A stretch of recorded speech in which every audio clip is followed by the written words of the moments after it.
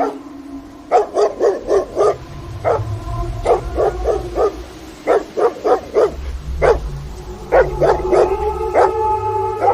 Stories with Ayaz.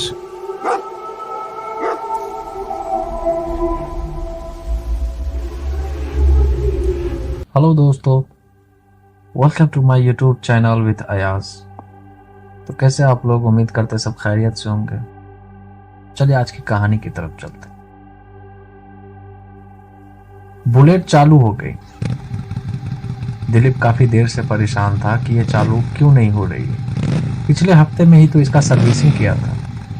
Bike जैसे चालू हो गई, उसमें थोड़ी सी हिम्मत और बढ़ गई। सुनसान जंगल और रास्ता खराब, उसमें किसी का साथ ना हो, लेकिन गाड़ी की आवाज से मन में डर की जगह नहीं बनती। लगता है कोई साथ में है। रास्ता दोनों तरफ से जंगल और बहुत ज्यादा टर्निंग, उसकी वजह से गाड़ी चलना मुश्किल हो रहा था। अब दिलीप गाड़ी चला के थक चुका था। थोड़ी देर कहीं आराम करना चाहता था, लेकिन यहाँ कोई चाय की टपरी या ढाबा भी नहीं था जहां थोड़ा रुक के फिर आगे का रास्ता पूरा किया जाए। ऐसा सोचते ही जैसे ऊपर वाले ने उसकी सुन ली। सामने एक मोड़ पे छोटा सा ढाबा दिखा। दिलीप ने सोचा क्यों ना आराम से चाय पिया जाए और कुछ बिस्कुट खाया जाए।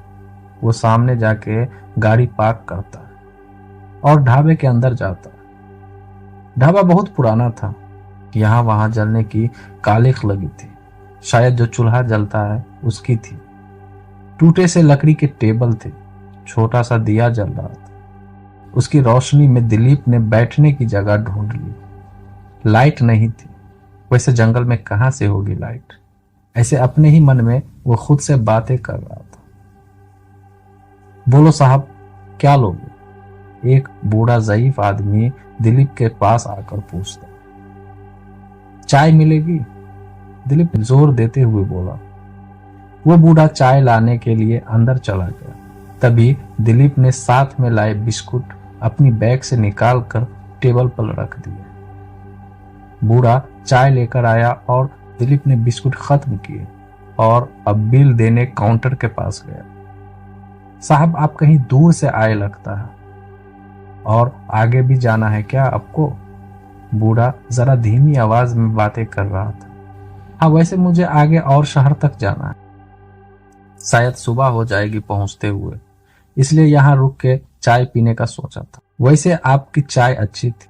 दिलीप ने बूढ़े बाबा की थोड़ी तारीफ की। ये मेरा रोज का काम है साहब, लेकिन आप अब आगे का सफर इतनी रात को अकेले मत करना। बूढ़ा जरा सहम के बोला। क्यों, क्या हुआ? कोई जंगली जानवर है क्या जंगल में? कोई आदमखोर शेर? दिलीप ने ऐसे ही उससे पूछा। नहीं साहब, उससे भी बुरा और भयानक। सामने जंगल में एक मोड़ पे सब कहते हैं कि वहां कोई है जो लोगों को अचानक गायब कर देता और उसके बाद मार डालता है। जंगल के उस मोड़ पे कभी श्यामदास का ढाबा हुआ करता था। एक बार वो अपना ढाबा बंद कर रहा था कि अचानक एक बड़ा सा ट्रक उसके ढाबे में घुस गया और ढाबा वो ट्रक धू धू करके जलने लगे। श्यामदास और ट्रक ड्राइवर और उसका साथी, तीनों की वही मौत हो गई। ढाबा जल के राख हो गया। उसको मरे हुए कई साल हो चुके हैं। वहां कोई ढाबा नहीं है, लेकिन रात को जाने वाले को वो चाय पे रुकने को बोलता है और बाद में उनकी लाश वहीं पहाड़ी में कहीं मिलती है दूसरे दिन। बूढ़ा कहानी बता रहा था। कुछ भी, आप भी आजकल कहां भूत प्रेत पे यकीन रखते हैं? दुनिया चांद पे पहुंच गई है। आपको यहाँ ढाबे पे कैसे पता चलेगा? बाहर निकलो तो पता चलेगा। दिलीप ने उनको थोड़ा ज्ञान दिया। नहीं साहब, आप मेरे लड़के की उम्र के हो, इसलिए बता रहा हूं। आप आगे मत जाओ। यहाँ मेरे ढाबे पे रहने का इंतजाम है। पैसे भी मत देना, लेकिन आप उस रास्ते अभी मत जाओ। वो बूढ़ा गिड़गिड़ाते हुए इंसिस्ट कर रहा था। दिलीप मन में सोचने लगा कि ये बूढ़े की एक्स्ट्रा पैसे कमाने की चाल लग रही है। वो आगे बोला, नहीं, मुझे नहीं रुकना। आप अपने पैसे ले लो और मेरी छुट्टी करो। पैसे देके दिलीप बाहर निकला। ठंडी हवा चल रही थी और बाहर घना अंधेरा था। गाड़ी पर बैठते हुए उसने ढाबे की ओर एक नजर डाली। वो बूढ़ा ज़ईफ आदमी दिलीप की तरफ आशा भरी नजर से देख रहा था। एक बार दिलीप के मन में भी आया कि शायद उस बूढ़े की बात में जरा भी सच्चाई हुई तो आज मेरी एक भूत से मुलाकात होने वाली है। उसने बाइक की चाबी लगाई और चाबी और अपने रास्ते चल दिए। लेकिन उसके मन के एक कोने में कुछ डर सा बैठ गया था। दिलीप अपने घने जंगल में पहुंच गया था। रास्ता खराब था इसलिए गाड़ी जरा धीमे चला रहा था। उसको लगा कि सामने कोई रोड पे बैठा हुआ है। वो चौंक गया, डर से जैसे उसको अपने कब्जे में कर लिया था। धड़कनें तेज हो चुकी थी। ठंडी हवा में भी उसको पसीने आने लगे। लेकिन ये क्या, वो सफेद कपड़े में जो बैठा था वो उसकी तरफ ही आ रहा था। दिलीप ने अपनी गाड़ी स्टैंड पे लगाई और भागने की तैयारी कर रहा था। अचानक सामने से आवाज आई, भाई साहब। अब दिलीप रुक गया। उसका डर थोड़ा कम हो गया। वो सफेद कपड़े में एक 25-30 साल का लड़का था। उसके कपड़े पे खून के दाग थे और कपड़े कई जगह से फट चुके थे। वो सामने आया और बात करने लगा। मेरी बाइक एक्सीडेंट हो गई है, अंधेरे में देख नहीं पाया और सीधा जाके मैं गड्ढे में जाकर गिर गया। मुझे बहुत चोट आई है। क्या आप मुझे शहर तक पहुंचा सकते हैं? दिलीप गाड़ी से उतर के सामने देखने गया। उसकी बाइक नीचे गिर चुकी थी और बहुत पुरानी लग रही थी। नंबर प्लेट भी नहीं था। आग में जैसे झुलसती हुई वैसे लग रही थी।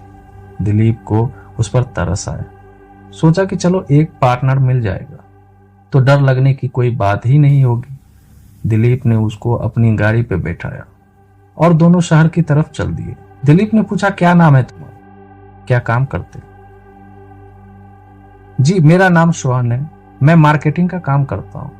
सोहन ने एक झटके में सब बोल दिया। उसका आवाज जरा दबा सा था, जैसे धूल मिट्टी में काम किया हो और गला बैठ सा गया हो।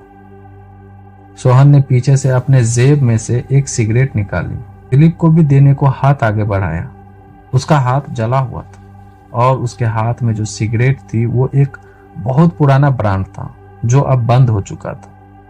दिलीप ने पूछा, यह हाथ कैसे जला तुम्हारा?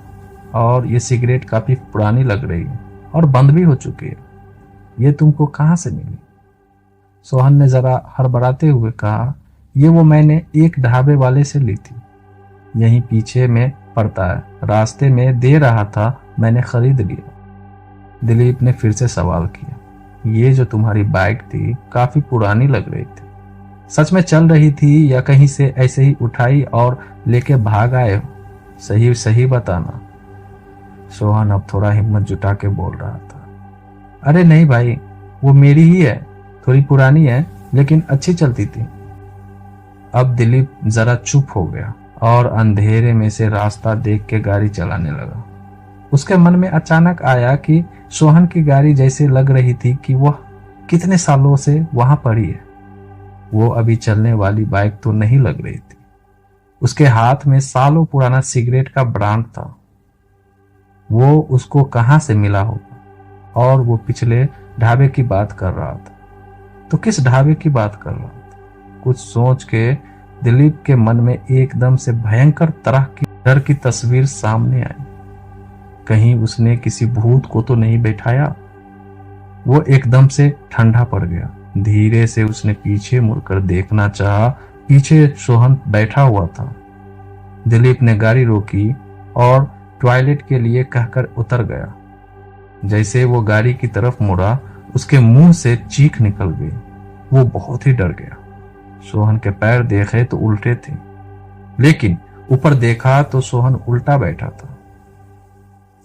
दिलीप की जान में जान आई। उसने सोहन को डांटा, तुम्हारा दिमाग तो सही है, मैं कितना डर गया तुम्हारे पैर उल्टे देखकर, तुम उल्टे बैठे क्यों हो?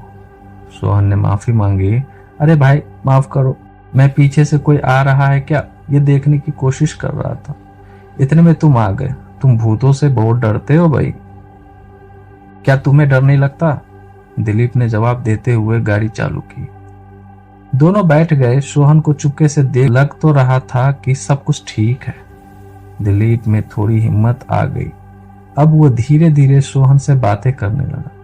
सोहन, तुम हमेशा इस रास्ते से गुजरते हो, तुम्हें कभी वो भूतों से मुलाकात नहीं हुई?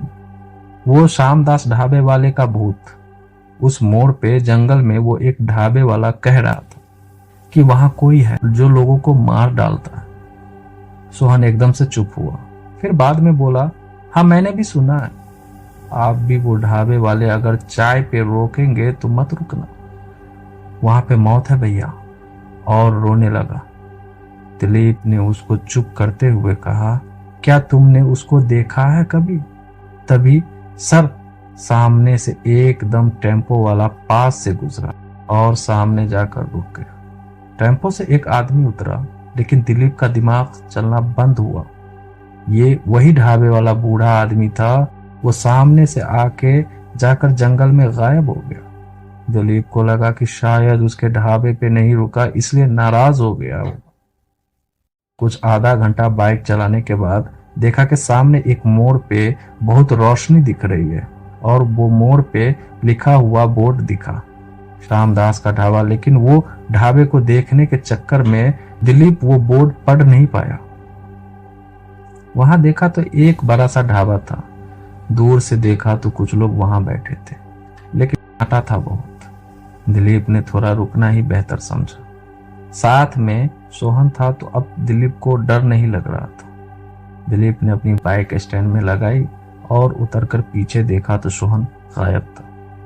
दिलीप को लगा कि को भी जल्दी में टॉयलेट आई होगी, इसलिए भाग गया होगा। एक आदमी उसको पूछने आ गया, साहब चाय पियोगे?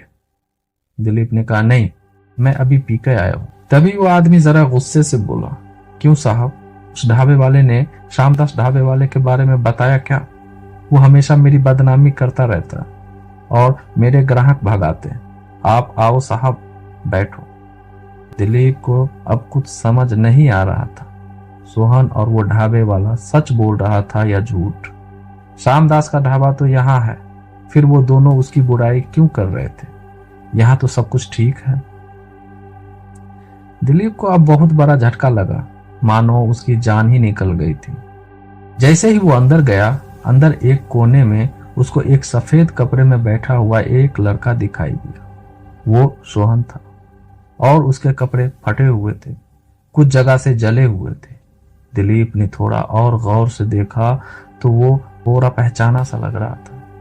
अरे ये तो सोहन था, ये यहाँ कहाँ से आया? वो तो बाहर था। दिलीप सोहन के पास जाकर बैठ गया। सोहन पूरी तरह आग में जैसे झुलसते हैं वैसे दिख रहा था।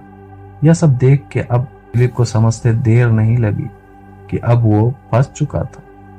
सोहन जो मिला था रास्ते में, वो भी श्यामदास के ढाबा का ही शिकार था।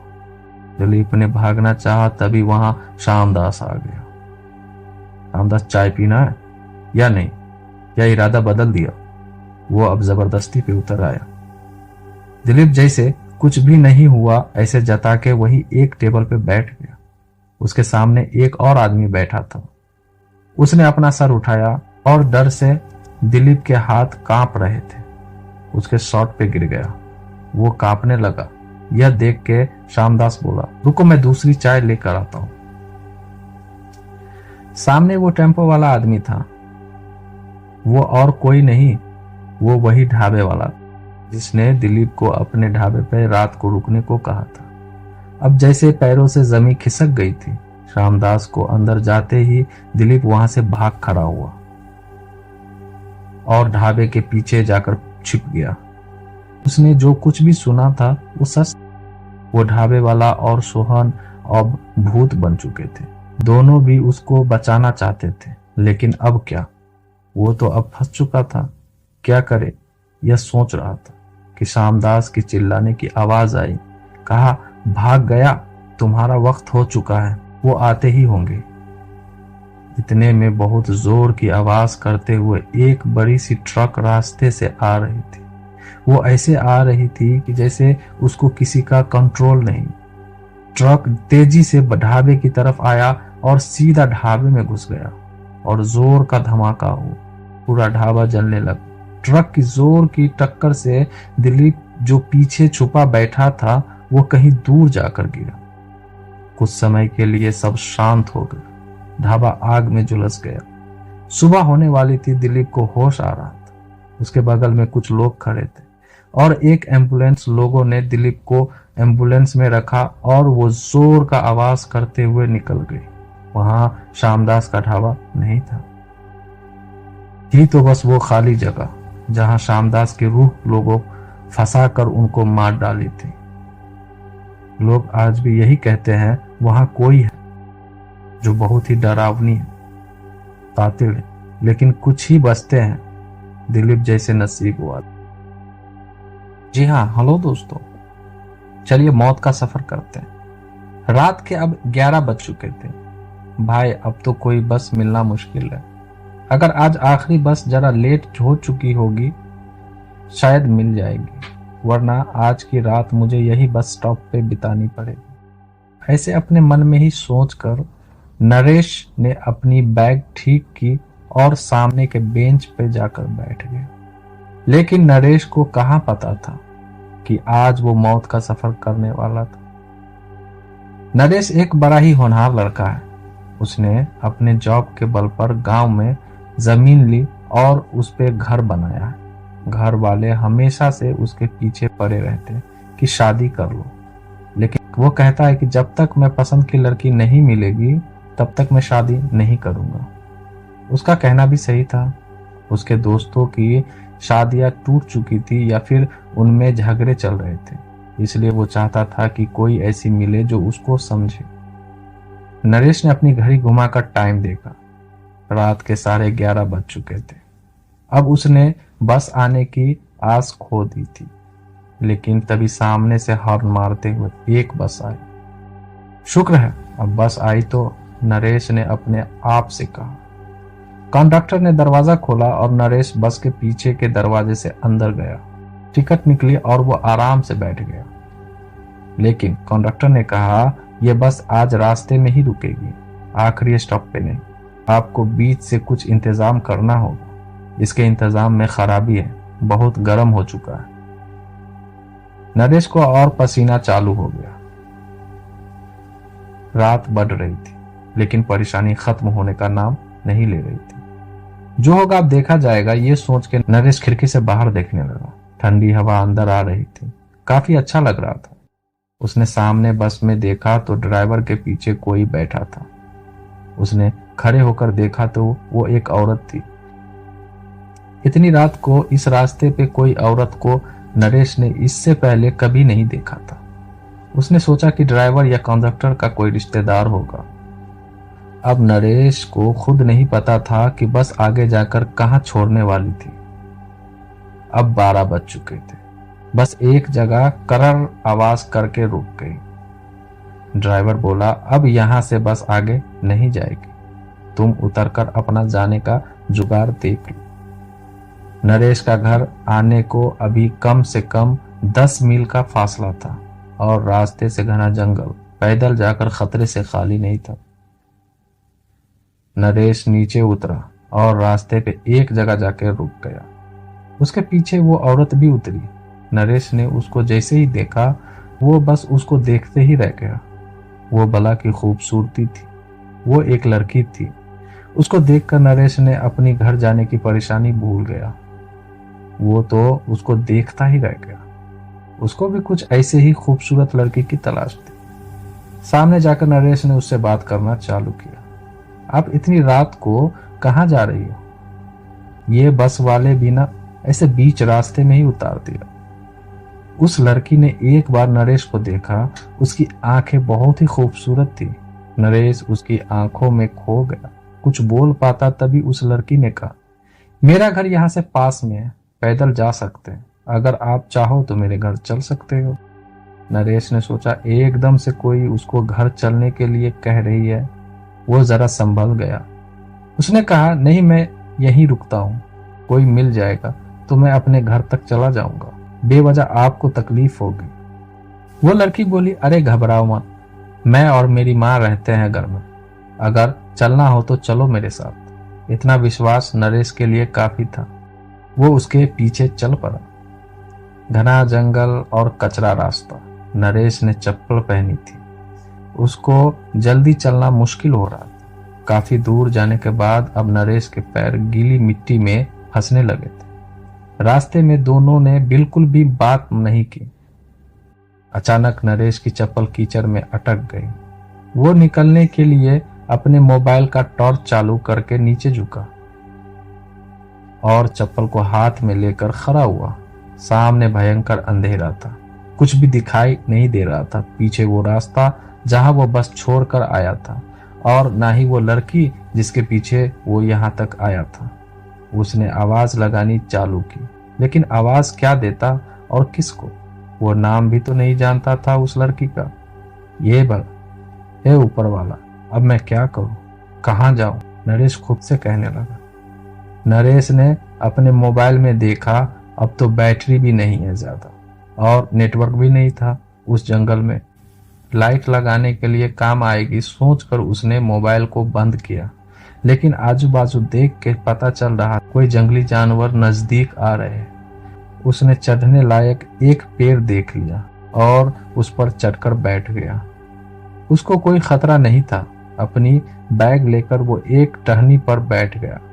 नींद आ रही थी, लेकिन उसको वो लड़की का चेहरा सामने आ रहा था और डर था कि अगर सो गया, नीचे गिर गया तो लेने के देने पड़ जाएंगे। इसलिए आंखें फाड़ के उल्लू की तरह जाग रहा था।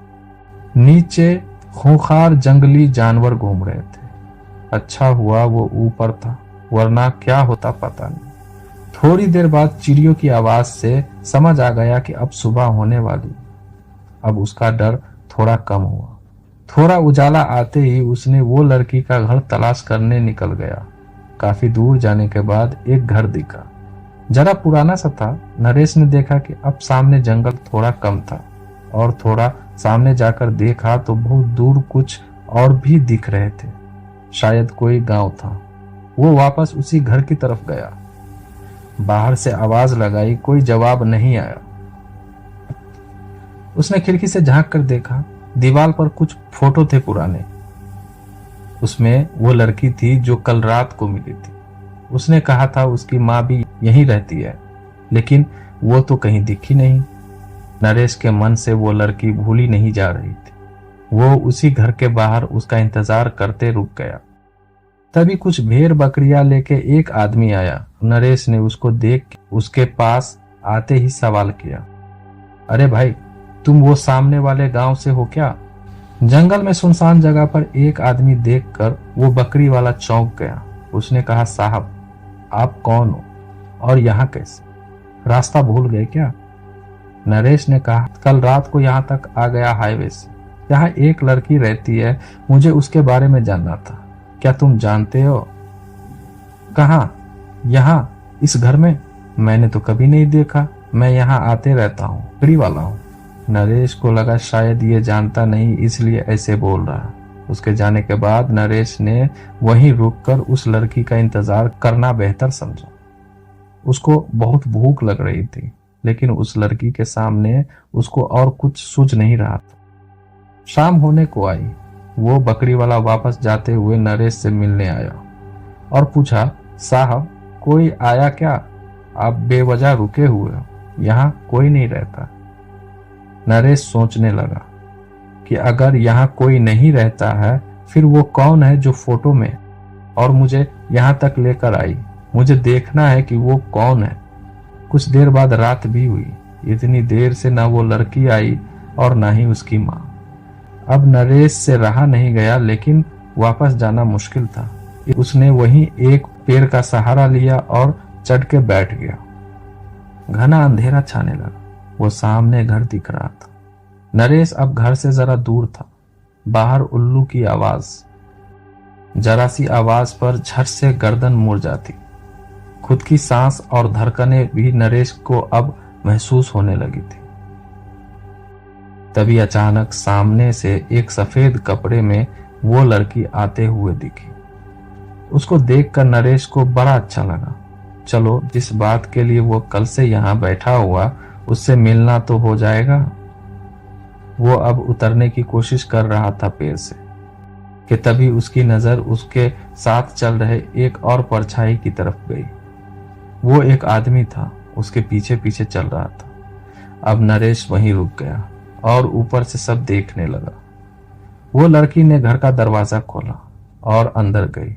उसके बाद वो आदमी जैसे ही अंदर गया, उस आदमी की चीखें गूंजने लगी।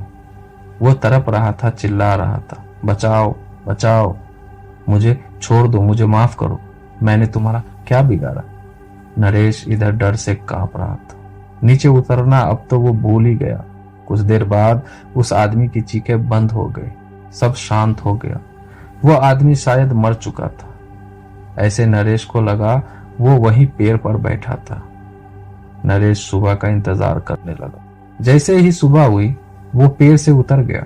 दरवाजे के बाहर तक खून बह रहा था। अंदर जाकर देखने की हिम्मत नहीं हुई थी। वो जहां रास्ता मिला उधर भागते चला गया। उसने अंदर वो लड़की है या नहीं ये भी नहीं देखा। भागते हुए कैसे तो उसको हाईवे मिल गया और अपने घर तक पहुंच गया। उसके साथ जो हुआ वो जैसे ही बताने जा रहा था तो उसकी जबान नहीं चल रही थी। बोलना तो बहुत कुछ था, लेकिन कुछ बोल नहीं पा रहा था। उसका मुंह सिल चुका था। नरेश को दवाखाने भर्ती कराया गया और उसकी इलाज चालू हो गई। किसी को कुछ समझ नहीं आ रहा था कि उसको हुआ क्या। डॉक्टर ने उसको पागल करार देकर पागल की ट्रीटमेंट चालू कर दी। इधर जंगल में वो बकरी वाला आज शाम को फिर से उसकी घर की तरफ आया, जानबूझकर तसल्ली करने, ये देखने की कल का आदमी है या नहीं। बाहर खून बह रहा था और अंदर झांक कर देखा तो वह भयंकर नजारा देखकर उसको भागना तक नसीब नहीं हुआ। वो लड़की अंदर थी। वो आदमखोर बन चुकी थी। खून ही खून था। वो जानवरों जैसे मरे हुए उस आदमी का मांस खा रही थी। बकरी वाले के मुंह से चीख निकली, लेकिन वो आखिरी बार थी। उसको देखते ही वो लड़की शैतान बन गई। उसके सफेद कपड़े अब भयंकर लाल हो चुके थे। खून से लथपथ वो बकरी वाला, उसने उस बकरी वाले को अंदर खींच लिया और उसको भी मौत के घाट उतार दिया। अब काफी रात हो चुकी थी। जंगल सुनसान था और खूंखार बन गया था। उस खूबसूरत लड़की के अंदर शैतान आत्मा का राज तो सिर्फ नरेश जानता था, लेकिन अब वो पागल हो चुका था। वो लड़की अपने सफेद लिबास में घर से बाहर निकली और अपने शिकार की तलाश में हाईवे की तरफ चली गई। तो दोस्तों, आज की कहानी हमारी यहीं खत्म होती है। इंशाल्लाह फिर आगे कोई वीडियो में मिलेंगे कोई नई स्टोरी के साथ। तो आप लोगों से ये गुजारिश है कि कुछ ऐसे फीडबैक दें, कुछ ऐसे कमेंट्स जो मुझे कुछ आगे बेहतर करने में सपोर्ट करें।